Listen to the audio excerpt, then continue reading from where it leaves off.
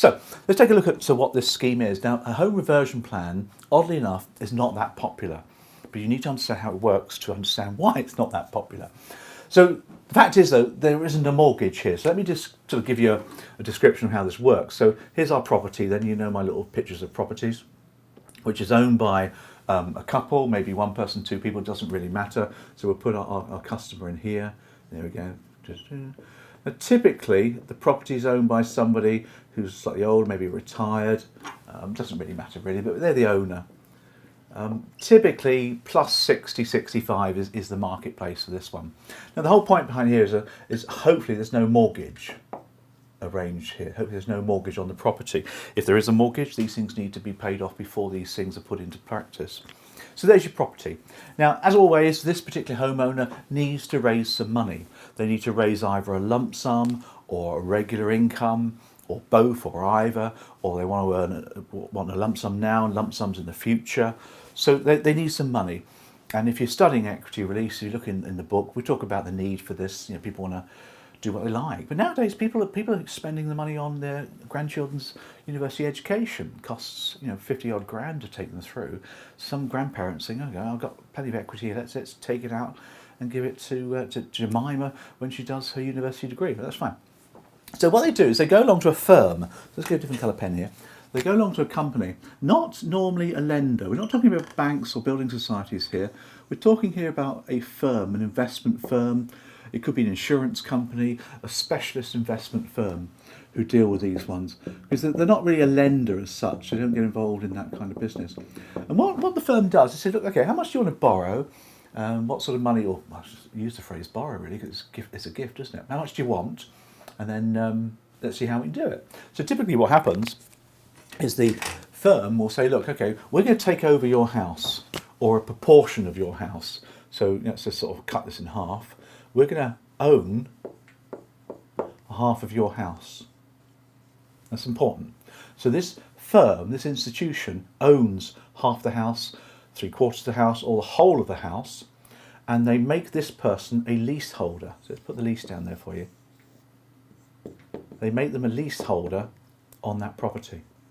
So no longer does that person own the house, they are now a tenant effectively with a very strong lease. I'll talk about those in a second for you. And the firm now owns the property. It could be a percentage, as I said to you, or it could be all of the property, and that's really important. The owner pays no rent, so put in there sort of a rent check. There's no rent to pay, which is odd obviously when you're renting, but obviously they're not the owner of the property anymore, and the lease is set up. They can live in that house until they die or go into long-term care or move to another house and transfer the arrangement. Now, what does this company get out of it? Well, first of all, they now own the house, don't they? So that's pretty good. So what do they give in return? Well, they give this person a nice large amount of money. They give them a big cash lump sum or income forever or whatever it is, you need to do the detail. Typically, the amount of money they give them is not correlated exactly to the value of the property at the time. That's fine. They can take a bit of a risk, aren't they? But they're giving them a large lump sum and they can go and do what they like now. Great thing, of course, there's no property anymore to worry about for inheritance tax purposes. You think about these things as well. But this person's been given a lot of money, so they're going to be concerned about any benefits in kind they get, that sort of thing. But hopefully they'll go and blow it and have a good time with it. Now remember, the firm, and we'll call that the firm here, is now the legal owner of the property. They're now the legal owner of the property. That goes into land registry as the owner. The lease goes into land registry as well, because it does. And so everything's documented properly as well.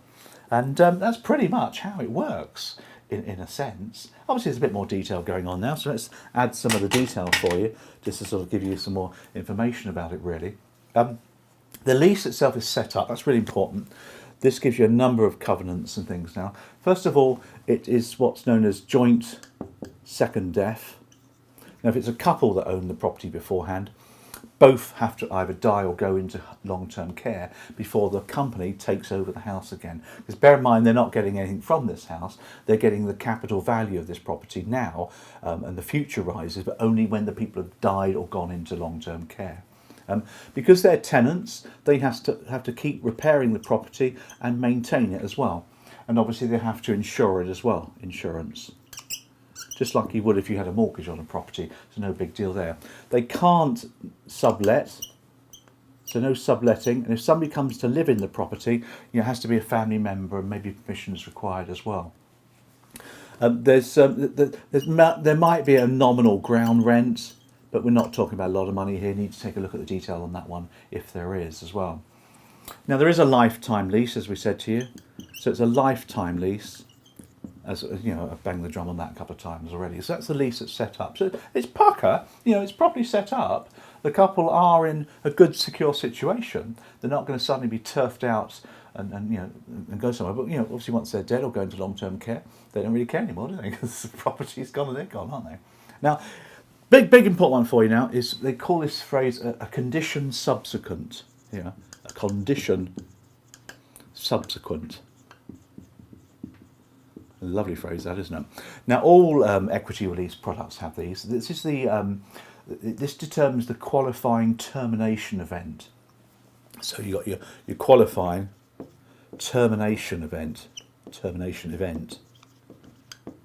which tells the company really what event has to happen before the lease is cancelled and the firm gets the property. That's really what it is. So when can they crystallise the arrangement and sell the property and make their money? As I said to you, it's on death or long-term care or moving to another property as well.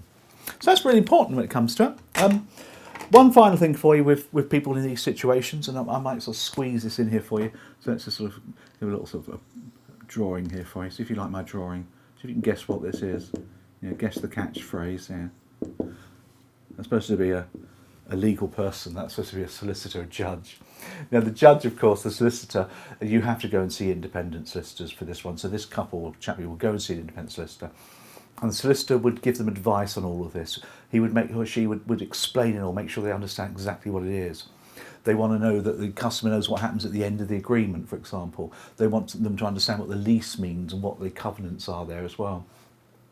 Any future owning restrictions built in there as well, and any tenants covenants are expected. So, and they have to sign forms to say that they've explained this and the customer understands, which is a double check, because obviously the advisor, the equity release advisor, is giving advice, and there are good ones and there's not so good ones. Crikey, of course there are. You have to be really good at explaining things moving forward in this market. You've got to have patience. You've got to have lots of meetings with these people. They're not going to make decisions overnight. And if you start smelling of any salesy aspects, you're going to be on the road and kicked out. So, but the independent legal advice just makes sure that the customer pretty much understands everything. That's home reversion plans. They're not popular. They're not popular. I think a lot of it's down to the broker advice, if I'm honest with you. I actually think they're quite okay. You do get more money from these than you do from home income plans, which are mortgage based. You can read up about those ones. These, of course, are non-mortgage based. You're just giving up the ownership of your property.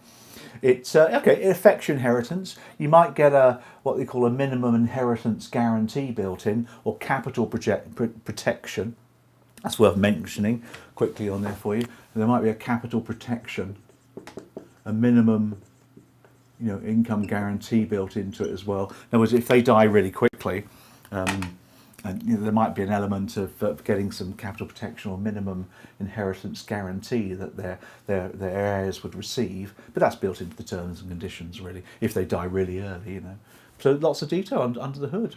Hope that's all been useful for you.